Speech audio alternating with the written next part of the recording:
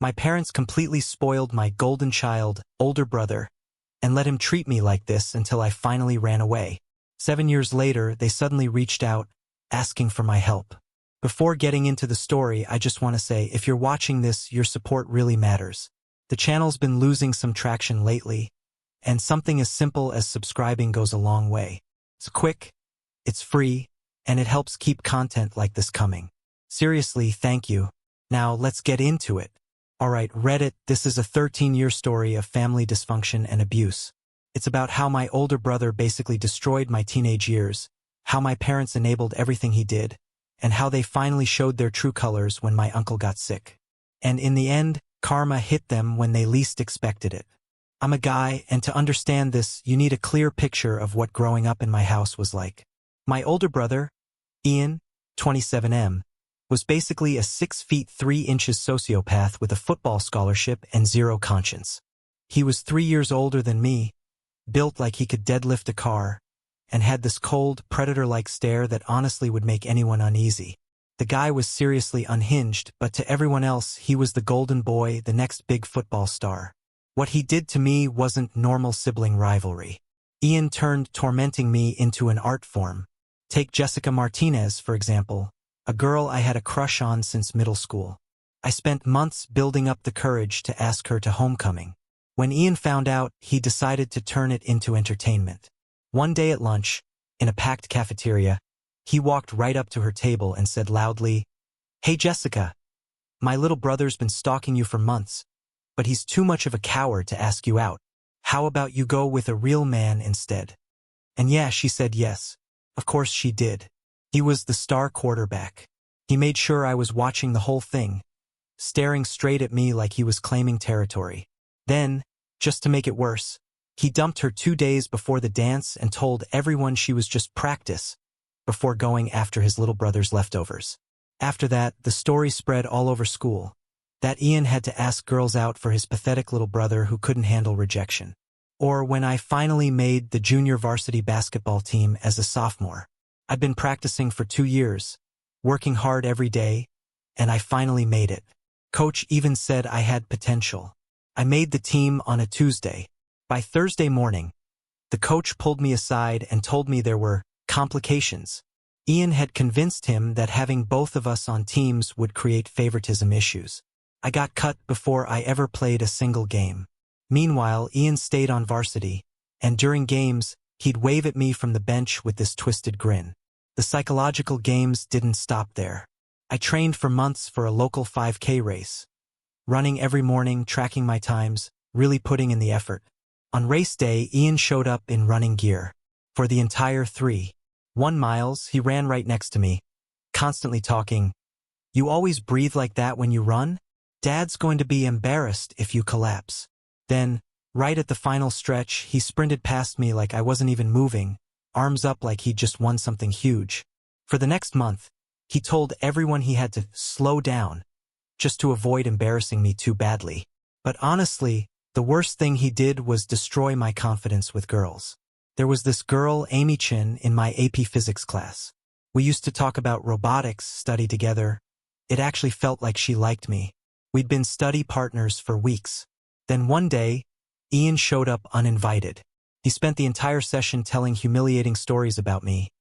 How I used to wet the bed until I was 12. How I'd never kissed a girl. Just nonstop embarrassment.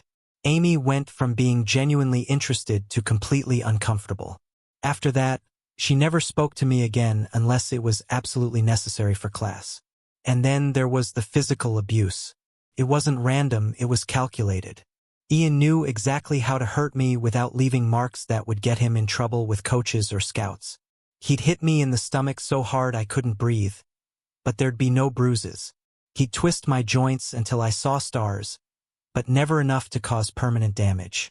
He'd use wrestling moves as excuses to slam me into walls or grind my face into the carpet. His favorite thing was what he called motivation sessions in the basement while he worked out. He'd corner me, use me like a training dummy, and tear me down at the same time. "You know why Dad introduces me as his son, but introduces you as Ian's little brother?" He'd say while forcing my face into the mat. "Because you're not worth claiming. And the worst part? My parents saw all of it, and they didn't stop it. They treated it like it was normal, like it was just part of growing up.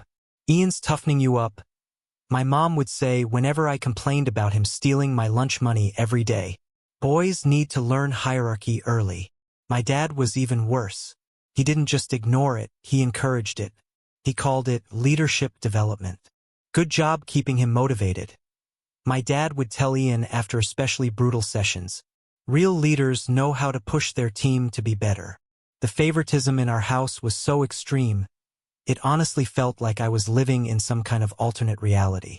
Ian got a brand new truck at 16. When I asked for $5 for the bus, I was told to earn what you want. Ian could throw parties that practically destroyed half the house and still get praised for being social and building networks. Meanwhile, I'd get grounded just for leaving a glass in the sink. When Ian's grades started slipping in his junior year, my parents hired private tutors and blamed his teachers for not understanding athlete schedules. When I maintained a 3.88 GPA while working weekends, they said it should be higher, and suggested maybe I needed to focus more on school instead of wasting time on my computer hobbies. The double standard was unbelievable. At one point, Ian got suspended for putting another kid in the hospital during football practice, which was really just him losing control and going completely psycho. My parents responded by hiring lawyers and threatening to sue everyone involved. But when I got jumped by 3 seniors just for being Ian's weird little brother, and came home with a black eye and a split lip, they spent 20 minutes interrogating me about what I'd done to deserve it. The message couldn't have been clearer. Ian was the investment. I was the mistake they were stuck with until I turned 18 and became someone else's problem. The only person in my entire extended family who ever treated me like I actually mattered was my Uncle Caleb, my dad's younger brother. He was everything my father wasn't. Successful without stepping on people. Confident without being cruel. And he actually cared about what I had to say instead of constantly comparing me to Ian. Caleb owned a construction company he built from the ground up after leaving the army. He specialized in custom homes, had a loyal crew that had been with him for years, and lived in this incredible house he designed himself. He started inviting me over every other weekend, teaching me construction and mechanics in his workshop. The place had every tool you could imagine. For a kid who loved building things, it felt like heaven. But more than that, it was somewhere Ian couldn't follow me. My parents tried to turn those visits into something for both of us, but Caleb shut that down immediately. That's where I learned real skills: wiring, framing, rebuilding engines, welding, using power tools. Caleb treated me like a junior partner. He explained why things were done a certain way and let me make mistakes without yelling or tearing me down. That's also where I met Alex, his business partner's son, who was dealing with his own kind of family pressure. Alex's dad was a successful surgeon who expected him to follow the same path. But Alex wanted to be an engineer, to design things, not operate on people. We connected right away. We were both the disappointing sons, who didn't fit into the roles our families had already decided for us. Alex was the skinny kid with thick glasses who could rebuild a carburetor blindfolded and explain how computer processors worked like it was nothing. But his dad saw him as a failure just because he didn't want to spend his life in an operating room.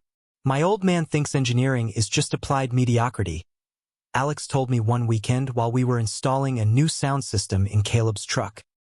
He says if you're smart enough to be an engineer, you should be smart enough to be a doctor instead. Alex became the brother I never had. We worked on projects together, covered for each other when family drama got bad, and most importantly, he treated me like an equal, not like Ian's defective younger version. Your brother's a piece of shit, Alex told me one day while we were fixing a computer. But you're going to be something special. You've got that ability to see how things work. Caleb's workshop became my safe place. Every other weekend, I could finally relax and focus on building things instead of constantly worrying about Ian's next move. You've got natural mechanical intelligence, Caleb told me once after I figured out why his table saw was vibrating and fixed it by adjusting the belt tension. That's something you're born with, you can't teach it. Ian will never have that, no matter how many touchdowns he scores. More importantly, Caleb showed me that success doesn't have to come from tearing other people down. His crew respected him because he was skilled and fair. not because they were afraid of him. His business kept growing because he did quality work, not because he cut corners or screwed people over. Those weekends at Caleb's place were the only times I actually felt like myself. Not just Ian's weird little brother. The moment that finally destroyed any hope I had left for my family came in the spring of my junior year. I had been working on this robotics project for a state competition. I built an autonomous navigation robot completely from scratch, using parts one paid for with money I earned working weekends with Caleb. And this wasn't some basic Lego Mindstorms project. This was serious engineering. I built a custom Arduino control system, added ultrasonic sensors, GPS navigation, the whole setup. I spent months designing the chassis, writing the navigation algorithms, and fine-tuning the sensors. It was real, high-level work, something that actually had scholarship potential. The robot could navigate complex obstacle courses, map unknown environments, and execute precise movements. I even programmed it to respond to voice commands, avoid moving obstacles, and return to its starting point from anywhere within a mapped area. This was college-level robotics engineering, and I taught myself everything through online tutorials and a lot of trial and error. Caleb was incredibly proud of me. This is professional-grade work, he'd tell his contractor friends whenever they came by to see it. The kid's got engineering talent most college graduates don't even have. Then Ian found it. It was a Friday night. He had his girlfriend Brittany over, along with two of his meathead teammates, for what they called a study session, which really just meant drinking my parents' beer and making noise. I was upstairs working on the final programming when I heard Ian's voice getting louder. "Yo, come check this out," he called to his friends. Little bro's been building robots in his spare time. Pretty nerdy, but honestly kind of cool. I rushed downstairs and saw them gathered around my workbench. Ian was holding my robot like he had just discovered it himself. The way he was casually handling something I'd spent months building made my stomach drop. "Careful with that," I said, trying to keep my voice steady. "It's for the state competition next week." "Relax, little bro," Ian said, flashing that familiar predatory grin. "I'm not going to break your toy, just showing my friends what you've been working on." But something in his expression had already changed. I could see it, that look he always got right before he destroyed something I cared about. "Actually, this is pretty impressive," he continued, his voice suddenly full of fake enthusiasm, the kind that always meant trouble. "Brittany, you're good with Instagram, right? This would make a sick post. Check out this robot I built for state competition." "Ian, no," I said, panic creeping into my voice. "That's not yours. You can't just what?" His voice went cold, that dead-eyed look taking over. "Can't be proud of my family's achievements? Can't share something cool with my friends?" His teammates were already snickering, sensing where this was going. Brittany had her phone out, recording, filming Ian posing with my robot like he was some kind of genius. "This is months of work," I said, my voice cracking. "It's my only shot at a decent scholarship. Please just put it down." "You know what?" Ian said. "You're absolutely right. This is your work. Your months of effort. You should definitely have it back." Everything went quiet for a second. I knew what was coming, but I couldn't stop it. Ian slammed the robot onto the hardwood floor like he was celebrating a game-winning touchdown. Months of precision engineering shattered instantly. Pieces flying everywhere, circuit boards cracking, sensors scattering across the room. But he didn't stop there. He started stomping on it, grinding the broken parts into the floor with his boots, all while staring straight at me. His friends were laughing, cheering, filming everything like it was entertainment. "Oops," Ian said mockingly. "Guess your little toy wasn't as tough as you thought. Maybe next time build something that can survive in the real world." That's when something inside me finally broke. All those years of abuse, all the times I stayed quiet, all the humiliation, it just exploded out of me. I charged at him without even thinking, which is exactly what he wanted. He caught me mid-tackle like I was nothing, just another training dummy, and slammed my face into the wall hard enough to crack the drywall. Then he grabbed me by the throat and started beating me, methodically, while his friends cheered and kept filming.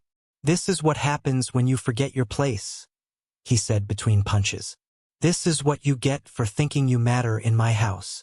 When it was over, I was curled up on the floor, blood pouring from my nose. Ian stood over me like nothing had happened. "Clean this mess up," he said, pointing at what was left of my robot. "And next time, remember who's in charge around here." Behind him, his friends were high-fiving him, like he'd just won the Super Bowl. When my parents rushed in after hearing the noise, they saw me bleeding on the floor, surrounded by broken electronics, and their first reaction wasn't concern. It was damage control for Ian's reputation. "What did you do to embarrass your brother in front of his friends?" My mom snapped, not even checking if I was hurt.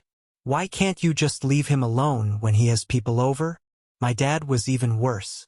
He started apologizing to Ian's teammates for my behavior, while I was still spitting blood onto their precious hardwood floor. "Sorry, boys," he said. "Little brother doesn't understand boundaries yet." Ian's friends were loving it, talking about how cool my parents were and how lucky Ian was to have a family that understood him. My mom was nodding along, actually thanking Ian for keeping me in line and apologizing to Brittany for having to witness what she called my tantrum. They made me clean up the shattered pieces of my robot while I was still bleeding.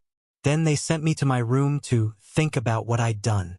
Meanwhile, Ian and his friends stayed downstairs, ordering pizza, laughing, and getting praised for how maturely they handled the situation. That night, I lay in bed with cracked ribs and a face that looked like abstract art. From downstairs, I could hear them laughing about everything that had happened.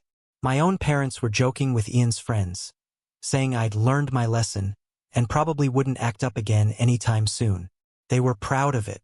They thought it was good parenting. That's when I called Uncle Caleb.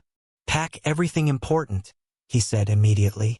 "I'll be there in 30 minutes. Don't let them talk you out of this."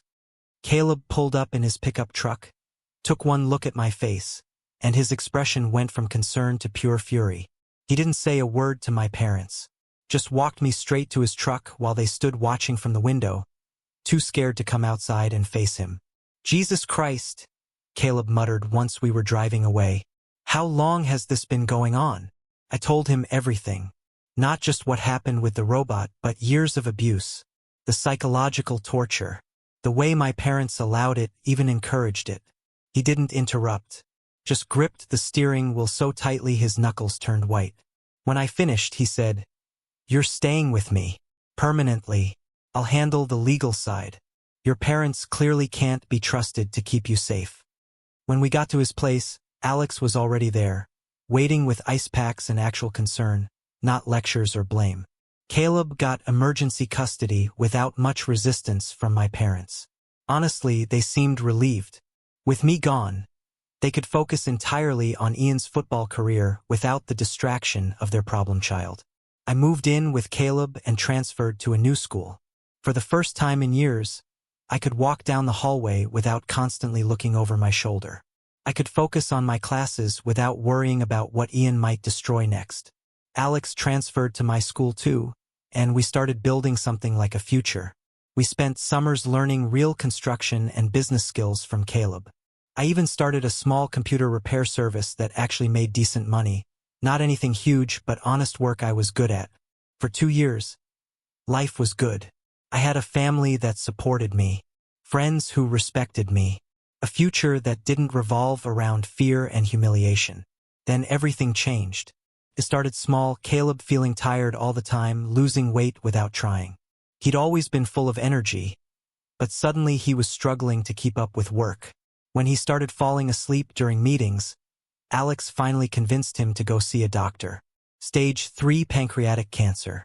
The doctors gave him maybe 18 months with aggressive treatment, possibly less. "Well, that's not ideal," Caleb said after hearing the diagnosis.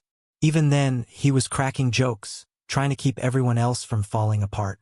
You'd think something like that would bring a family together, that facing the possible loss of someone you love would make people put everything else aside.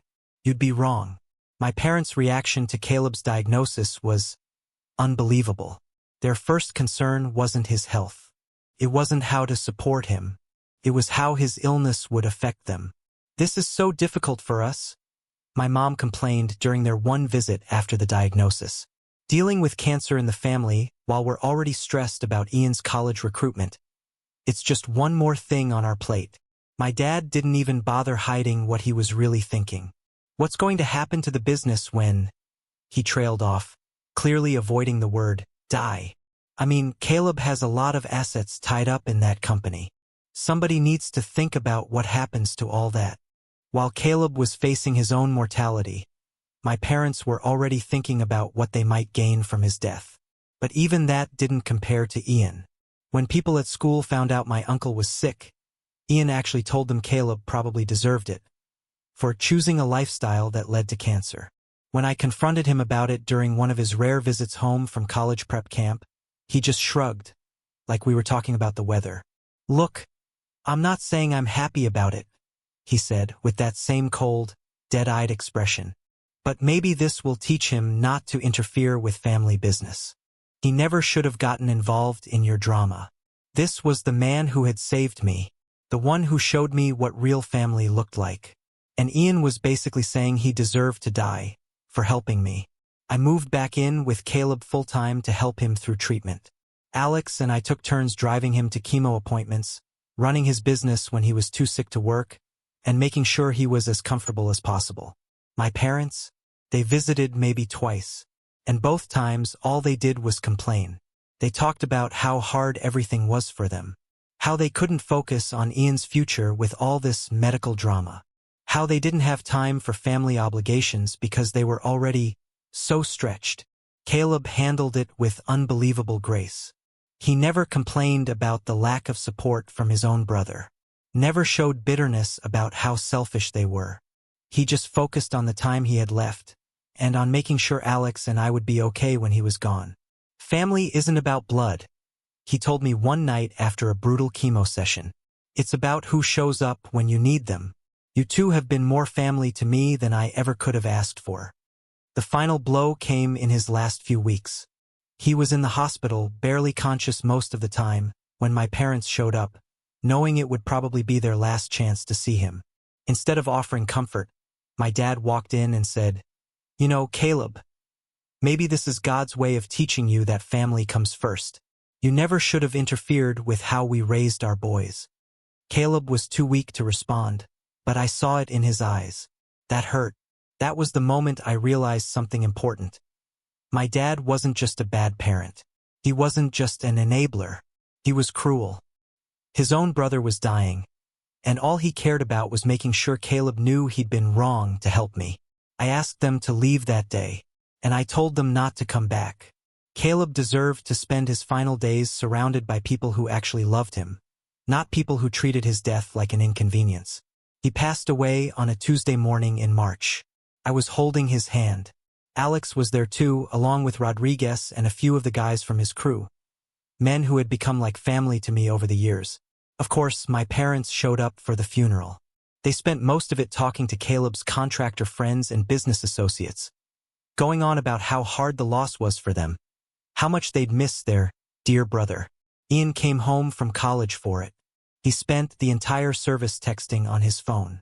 Whenever someone offered condolences, he'd put on this fake, practiced sad smile and talk about how Caleb was finally at peace. A week later, Caleb's lawyer called to schedule the reading of the will. We met on a Saturday morning at his office. My parents showed up dressed like they were attending some major financial event. Ian drove in from college, probably expecting to inherit enough to cover the rest of his tuition. The lawyer, Morrison, who had known Caleb for 20 years, got straight to the point. Caleb was very clear about his wishes, he said, pulling out a thick document. He updated this will 6 months ago, after his diagnosis became terminal. He started with smaller things, tools and equipment going to his crew, donations to local charities. Then came the moment that changed everything. To my nephew, who showed me what family truly means, I leave my house, my business, all associated assets and equipment, and the remainder of my estate, including all savings and investment accounts. The room went completely silent. My parents went through every emotion imaginable in seconds. Confusion, disbelief, anger, and finally, pure rage. "That can't be right," my dad said, his voice shaking. "Caleb wouldn't leave everything to a teenager. There has to be some mistake." Morrison calmly handed me a sealed envelope. "Caleb also left you this letter." My hands were shaking as I opened it. Across the page, in slightly unsteady but unmistakable handwriting, was Caleb's message. "To my real son, you showed me what family truly means when my own turned their backs on me. You were there when I needed you the most. While the people who shared my blood treated me like a burden, you proved yourself by becoming the man they never could be. You've earned every bit of this. Build something great with this inheritance. And remember, you didn't just inherit money and property. You inherited the responsibility to be better than they ever were. The business is yours now, but Rodriguez and the crew have contracts that guarantee their jobs for life. Take care of them the way they took care of me. Yes, your parents are going to lose their minds over this. Let them. You don't owe them anything." Reading that letter felt like Caleb was still there, like he was speaking directly to me, validating everything I'd gone through and every decision I'd made. My parents completely lost it. "This is fraud," my dad shouted, his face turning red. "Caleb was manipulated. He wasn't in his right mind. We're contesting this will." My mom started yelling about how unfair it all was, how they deserved something after everything they'd gone through during Caleb's illness. And Ian? He was the worst of all.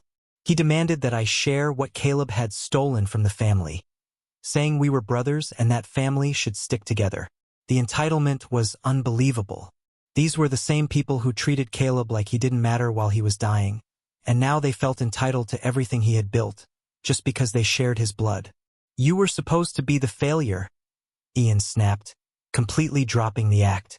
"You were supposed to amount to nothing so the rest of us could feel better about our choices. This isn't how this is supposed to work." Morrison stepped in and calmly explained that the will was airtight. Caleb had been fully of sound mind when he wrote it. He had included specific legal protections to prevent challenges, and he had documented years of evidence detailing my parents' neglect and Ian's abuse. "Caleb was very thorough," Morrison said. "He anticipated this reaction and prepared for it." I walked out of that office with the keys to Caleb's house, full control of his business, and more money than I'd ever imagined having. But more than that, I walked out knowing that the man I respected most believed in me. He believed I had earned it. My parents spent months threatening lawsuits, hiring lawyers, and trying every possible way to break the will. They never found one. Caleb had made sure of that. With the inheritance, my life completely changed. For the first time, I had real options. I paid for college without taking on debt. I kept Caleb's construction business running.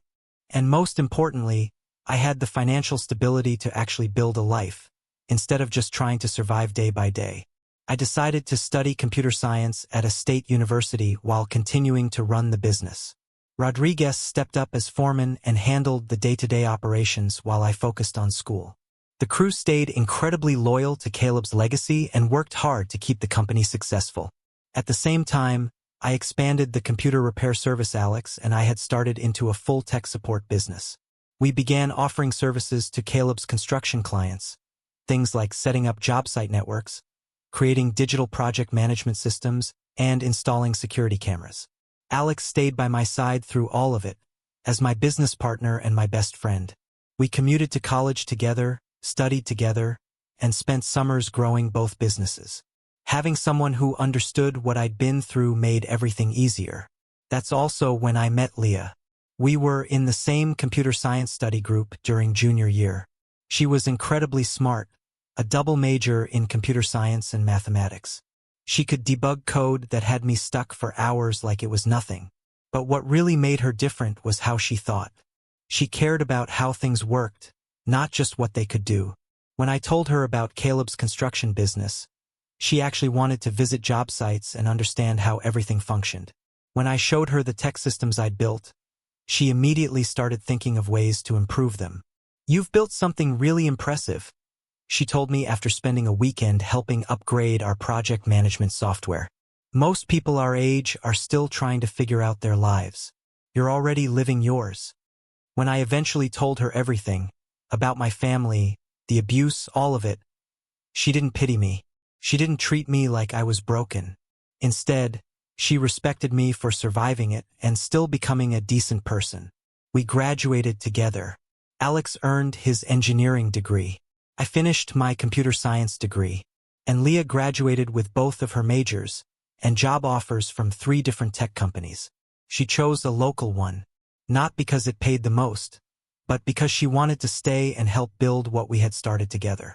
Alex officially became my business partner in both the construction company and the tech support business. We made everything legit, registered the companies properly, brought Rodriguez in as a minority owner on the construction side, and started planning for real growth. After graduation, Leah and I moved in together. We got a nice apartment close to both our offices. For my 24th birthday, Leah surprised me with a golden retriever puppy from a local shelter. I named him Rex, after the T-Rex from Toy Story. Somehow it just fit. Rex quickly became the unofficial mascot of both businesses. The construction crews loved having him around on job sites, and he had this strange ability to calm clients down whenever something went wrong, especially when their networks crashed.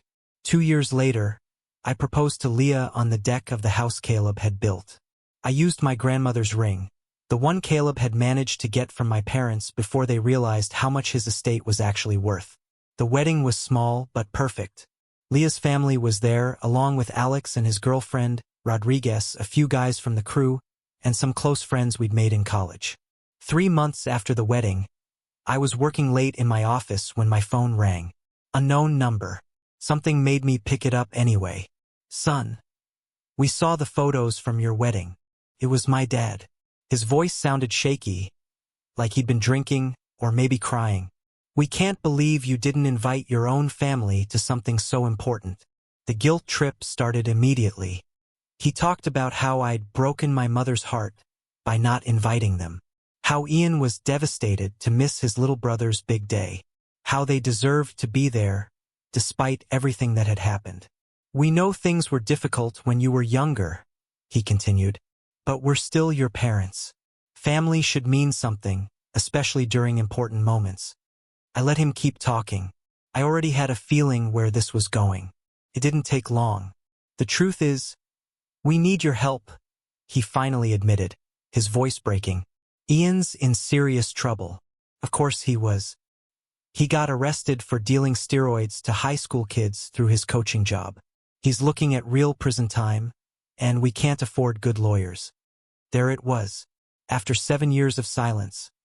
After missing my wedding. After everything they did, and everything they didn't do, they were calling me to save Ian. We heard about Caleb's inheritance. My mom cut in, grabbing the phone, her voice thick with tears. "We know you have money now. Ian's your brother. You have to help him." "Why would I do that?" I asked calmly. "Because we're family," she said, breaking down. "We're still your parents. We gave you life. We raised you. And now, when we need help the most, you're the only one who can save us." "You didn't raise me," I said quietly. "Caleb did." "Please," my dad said, now begging. "Ian's learned his lesson. He knows he messed up. He's changed. You're the only one who can afford to get him a good lawyer." "Let me ask you something," I said, still calm. "When Ian beat me unconscious, did you try to save me? When he destroyed every friendship I had, did you care about my future? When Caleb was dying and you told him he deserved it for helping me, did family matter then?" Silence. Long, uncomfortable silence. "We made mistakes," my mom finally whispered. "We know that now, but Ian's facing 10 years in prison. His life will be ruined. You're successful now. You have money. Surely you can find it in your heart to forgive." "I already forgave you," I said. "I forgave you a long time ago, because holding on to that anger was destroying me. But forgiveness doesn't mean I owe you anything. It doesn't mean I have to save you from the consequences of your choices. You can't just abandon your family," my dad snapped, his desperation turning into anger. "You abandoned me first," I replied. "You let years of abuse happen because it was easier than admitting you'd raised a monster. You treated the only person who ever cared about me like garbage, because he challenged your idea that Ian was special. That's not fair, my mom started. You had a son who would have done anything for his family. I cut in. Someone who worked hard, stayed out of trouble, and actually cared about people. And you threw him away, for the one now facing federal drug charges. You chose the wrong kid. We're sorry, my mom sobbed. We know we messed up, but Ian's still our son. He needs help. Please. My dad was crying too now, the same man who used to stand there while Ian hurt me. He's your brother, he said. That has to mean something. I could hear both of them crying on the other end. Don't call me again, I said. Don't come near me. Don't contact my wife or my business. Ian made his choices. He can live with them. And then I hung up. 2 days later, Ian called me from county jail, crying, begging, sounding like a scared kid, talking about how sorry he was, how he'd learned his lesson, how he'd found God in jail. Remember what you used to tell me? I asked him. That I needed to learn my place? Well, I did. My place is running 2 successful businesses, living in the house Caleb built, and being surrounded by people who actually care about me. And your place, I continued, it's exactly where you belong, behind bars, forgotten, and completely irrelevant to anyone who matters. Please, Ian was sobbing now. I know I was horrible to you. I know I don't deserve your help, but I'm scared. I don't know what's going to happen to me in prison. You should have thought about that before you started dealing drugs to high school kids. I said, actions have consequences, Ian. You're finally learning that. I'll do anything, he begged. I'll apologize publicly. I'll admit everything I did to you. I'll make it right somehow. There is no making it right, I said quietly. You can't undo what you've already done. You can't give me back my confidence, my projects, my teenage years, or my relationship with my parents. That damage is permanent. But we're brothers, he started. No, I cut him off firmly. We're not. You were just my biggest bully who happened to live in the same house. Then I hung up and blocked every single one of their numbers. 6 months later, I heard through Alex's dad, who still had connections in their social circle, that Ian took a plea deal, 8 years in federal prison. My parents lost their apartment and ended up moving in with my mom's sister in another state. My dad tried to restart his construction business, but it failed. Word had gotten around about how he treated Caleb, and no one wanted to work with him. Meanwhile, life kept moving forward for me. Leah and I just closed on a bigger house in the same neighborhood where Caleb used to live. Rodriguez is retiring next year, and we're planning a party for him that's going to be unforgettable. Alex and his wife are expecting their first child, and they asked us to be the godparents. In the end, I built the life Caleb always believed I deserved.